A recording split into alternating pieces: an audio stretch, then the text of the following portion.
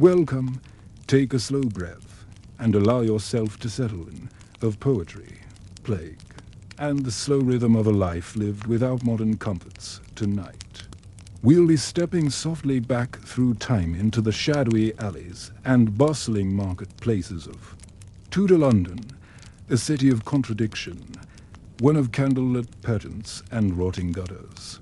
The air is heavy, the cobblestones slick beneath your feet.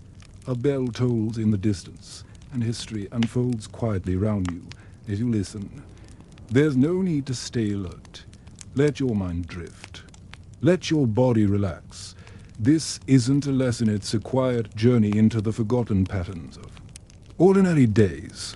We'll begin with the street-level struggle of daily life, then gently move through the dramatic arc of a queen's feet. The roads are narrow, barely wide enough for a cart, and the open gutters, known as kennels, run slick with a foul blend of rainwater, etch and refuse. You do your best to avoid stepping directly into the worst of it, but soon your hem is wet, and a sour smell clings to you. Human waste mingles with animal droppings, dead fish, rotten vegetables. Most Londoners in this period were labourers, tradespeople, or servants. Sellers called out from wooden stalls, hot pies, eels, fresh eels, bread or pie, tallow candles, boiled cabbage, manure, smoke, rotting. Offal, and behind it all, the low constant odour of unwashed bodies in heavy wool. A crust of bread serves as your plate, and if meat is involved, it's likely salted or beginning to turn. Most homes have a bucket. Some have a wooden seat over a pit. But many simply use the streets at night. Plague still stalks the city in waves. Smallpox leaves. Scars, typhus, the sweating sickness, and outbreaks of measles take children, friends. Whole households, teeth, if you have them, are usually stained and sore. The fire must be banked, the door barred. Rats sometimes scratch between the beams. You pull your cloak close. Listen to the rain. A rhythm of labor and survival. A world of smoke and mud and small daily hopes. And trying not to think about the plague cart that passed your alley just 3 days ago. But you wear your wool doublet, say your prayers, and get back to work. You know not to get too attached to the newborn next door. You've seen too many funerals to pretend every cough is harmless. Chamber pots are emptied out of upper-story windows with a warning cry of Gardew, a misheard echo of French, meaning look out for the water. If you don't look out, you'll wear it. Water is dangerous to drink, so you swallow ale, weak but warm. Vegetables are considered poor fare. Most meals are beige, warm, bland, heavy. And church bells ring constantly, each parish keeping its own time. If you're lucky, you might apprentice under a carpenter or a tanner. If you're less fortunate, your life is dominated by long hours and aching hands hauling coal, tanning hides, washing wool. Old bones.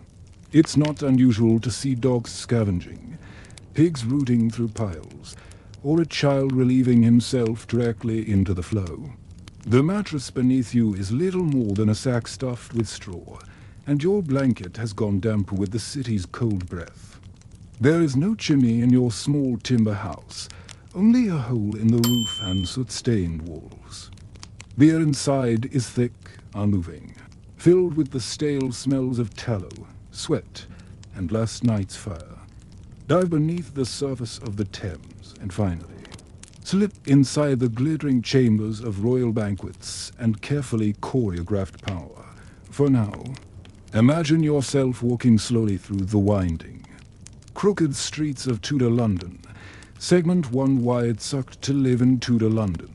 On the same street, you might see a man hawking ginger cakes while a public execution draws a cheering crowd.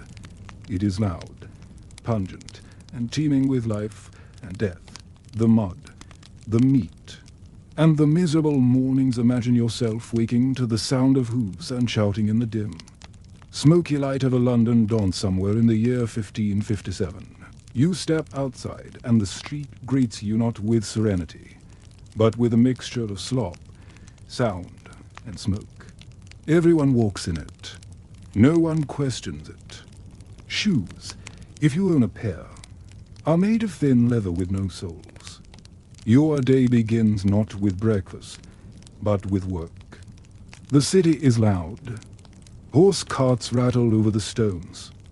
And then there is the smell. It's not one smell, but a layering. At midday, you might eat, but forget forks or napkins, toilet facilities, none. The danger isn't just discomfort, it's disease. And yet, life goes on. People marry. They gossip at the well.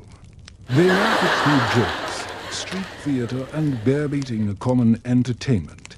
Clothing is. Scratchy. Nights are colder. Without candles, your home goes dark quickly. Such was life for most in Tudor London, not heroic, not dramatic, just a constant struggle against discomfort. Let's gently step forward now, from the streets to the halls of power. A queen's whisper, a nation's tremble now. Shift your attention away from the city's dirty alleyways and into the marble corridors of power. Within this world lived a woman whose name would echo through centuries, and Boleyn, above the clatter of the streets and beyond the reach of common discomfort, there existed another world no less dangerous, but far more silent in its schemes. The air here smells not of dung and soot, but of rose water and burning spices. Candles flicker in long corridors, voices are hushed, eyes are always watching. Even her contemporaries remarked on her sallow complexion and dark eyes, but her charm lies in her wit, her ability to converse, to tease without impropriety, to hold attention without grasping for it. She is magnetic. This, of course, only draws him further in, while other mistresses have faded into the background and holds her ground. She will not be a passing affair. She will not surrender easily. Some say she was ambitious, others say she was cautious. Either way, she becomes something Henry cannot ignore. Imagine yourself in the heart of the Tudor court. Sometime in the 1520s, she is intelligent, well-educated, and unusually poised. Her manner is precise, her gaze sharp. She's spent time in the courts of Burgundy and France, and she carries with her a worldly confidence not often found among English ladies of the day. Thus begins the English Reformation, and at its center not a priest, not a warrior, but a woman with dark eyes and a silver tongue. Anne Boleyn arrives not as royalty, but as a lady-in-waiting. She walks in ceremony wearing golden robes, but beneath the grandeur, the ground is already shifting. When she gives birth to a daughter Elizabeth, there is celebration, but also concern. When a second pregnancy ends in miscarriage, and then another, the whispers grow louder. Henry begins to pull away. His gaze turns elsewhere, and Anne, once untouchable, begins to feel the breath of danger. She is not the most beautiful by conventional standards, and soon King Henry VIII takes notice. Whether any of it was true is difficult to say, but the court did not need proof. It needed opportunity. But Catherine is no ordinary queen. She is the aunt of the powerful Holy Roman Emperor. Courtiers murmur behind tapestries. Priests shake their heads in confessionals. The people, largely loyal to Queen Catherine, are skeptical at best, hostile at worst. The charges are almost certainly fabricated, but the machinery of the trial rolls forward. On the morning of her execution, she kneels quietly. Her dress is simple. Her eyes remain clear. Witnesses are intimidated. Testimonies are molded. The outcome is preordained. The name Boleyn, once blackened by scandal, would become embroidered in legend. The Pope, caught between personal loyalty and international politics, stalls at first. She resists his advances. What follows is not a simple love story, it is a political earthquake. The king, already married to Catherine of Aragon, begins to seek an annulment. Years pass, years, and still Henry waits for her. During this time, and grows in influence, she is given gifts, lands and titles. Her family rises with her, but so too does the scrutiny. But in the quiet spaces between the ceremonies and whispers, there was simply a woman, navigating a world not built for her, shaping history with every step she dared to take. Finally, when the church will not act, Henry breaks from Rome in 1533 and is crowned queen, not just as Henry's wife, but as a symbol of his defiance. His new power, her position is not secure, and is expected to give the king a son. Political rivals circle like quiet hounds, rumors swell of flirtations, of witchcraft, of betrayal. In May of 1536, and is arrested.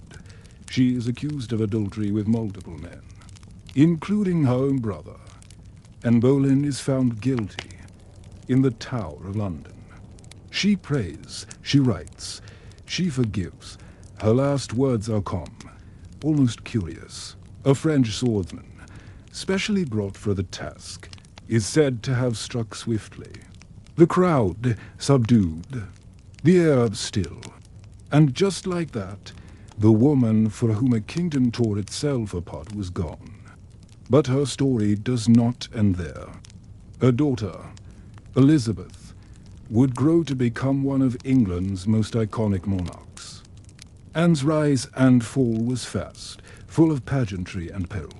Let us now drift from palace and prison toward the murky waters of the Thames, where history has been buried in the mud, waiting to be unearthed. The river remembers now. Let the corridors of power fade behind you. Instead, picture the sluggish, grey-brown current of the River Thames as it winds its way through the heart of Tudor London. Not the sanitized riverbanks of the modern city, but a wide, slow-moving artery of filth and function. It is both life-giving and dangerous, both revered and abused. At low tide, the banks glisten with thick, sticky mud. In this mud, history sleeps. For centuries, Londoners discarded their lives into the river. Broken tools, worn shoes, cracked pottery. They find things, small things, forgotten things, but together.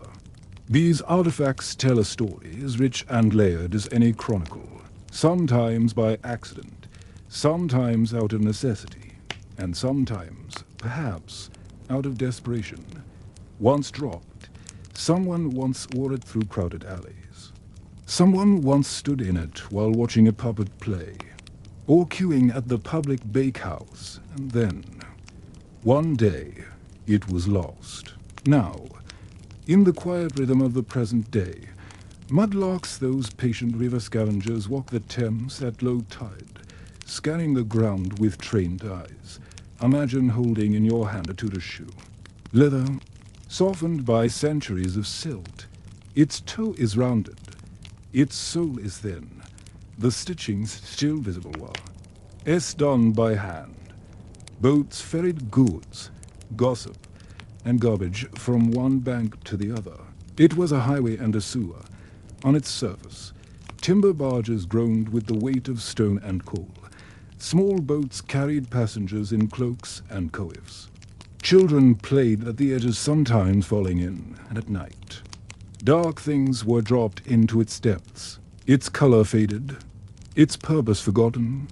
But when you hold it, you connect just briefly with the pulse of a life once lived. Someone laughed with this bead against her collarbone. Someone mourned, with it tucked beneath her shawl. We listen to what it tells us, not in words, but in buttons, bones, and broken buckles. Dull, unremarkable at first glance, but bended slightly and the initials appear. Not the commoner escrime or the river-s forgotten whispers, but the polished rituals and silent negotiations that unfolded beneath gilded ceilings and embroidered tablecloths.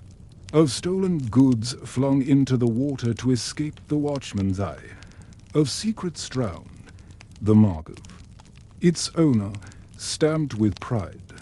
This was not disposable. This was personal. A decorative belt buckle etched with tiny symbols no one quite understands, all of it deposited, over time, into the patient river. They are the leftovers of those history rarely records. Their stories weren't written down, but the Thames remembered them anyway. Nearby, perhaps, lies a child's toy, a carved wooden whistle, smoothed by time, once held in a small hand. Currency was precious, but coins were sometimes tossed into the Thames on purpose, sacrifices to fate, to saints, or perhaps just to mark a moment. A wedding, a death, a new venture. Further along the bank, a pewter spoon emerges from the mud. Coins surface too, often clipped at the edges. There are stranger things as well. Jet buttons, clay pipes, fragments of bone dice used for gambling. The Thames is more than water. It is memory. In Tudor times, the river was the city's spine. There are records, whispers, really of bodies found floating, weighted down with bricks. Yet most of what we find now is ordinary, and that, in itself, is extraordinary. Imagine the delicate glass bead from a woman's necklace. These are not the treasures of kings, and so we walk along its banks. We pick through the soft earth as the tide rises once more, gently covering the past. We turn our attention now to a very different sort of life. Let us now step into the royal dining hall, where every bite was performance and every silence a political move. The theater of the table now. Drift with me from the muddy banks of the Thames, up toward the gentle slope of the royal palace, perhaps Greenwich, or Surmise, or Hampton Court, where the air is cleaner, the walls higher, and every movement carries weight. It is the late 1500s. Queen Elizabeth I sits at the head of her. Long, linen-covered table. The room is lit by beeswax candles, their warm light flickering over tapestries and gold-threaded cushions. The scent is not of sweat or sewage, but of rosemary smoke, freshly polished wood, and slow-roasted meats. This is not merely a meal. Every gesture how you sat, when you drank, whether you dared to speak was observed. Missteps could end careers. It is a ceremony. There are no forks, yet in common use only knives and spoons, and each guest brings their own. Washing basins are passed around. Hands are cleansed with scented water. A performance. A lesson in politics, hierarchy, and grace. To dine in the Queen's presence was both an honor and a test. Every guest had been chosen whole sturgeon, glazed with spices. There are puddings, jellies shaped like castles, pies filled with live birds. The table groans under the weight of spectacle. Her gowns were masterpieces, pearl-stitched bodices, high lace collars, sleeves heavy with jewels. Her hair, red gold and elaborately coiled, shimmered beneath her crown. She spoke sparingly, but when she did, or leaned in, a compliment from her lips could change fortunes. A frown could silence a room. The feast begins slowly. Courtiers and ambassadors, dressed in rich silks and stiff collars, stand along the walls as the first dishes are brought in. To be seated at the Queen's table meant you were trusted or attested. Nobles used dinner to maneuver for a favor. Even after the food, the ritual continued. Sweet wines, comfits, small candied herbs and seats, and sometimes a mask. A brief theatrical performance performed by courtiers in disguise. Foreign ambassadors watched carefully, gauging mood, tone, and gesture. Then come the dishes. One misplaced word, one ill-timed jest, and the Queen's attention could turn elsewhere. Power was balanced on the tip of a silver knife. She preferred lighter fare, small cuts of meat, stewed fruits, almond milk, soft bread. But the display mattered more than the appetite. And when Elizabeth's gaze passes your way, you bow your head just enough not to low, not to proud. A silence, a release. The message was clear.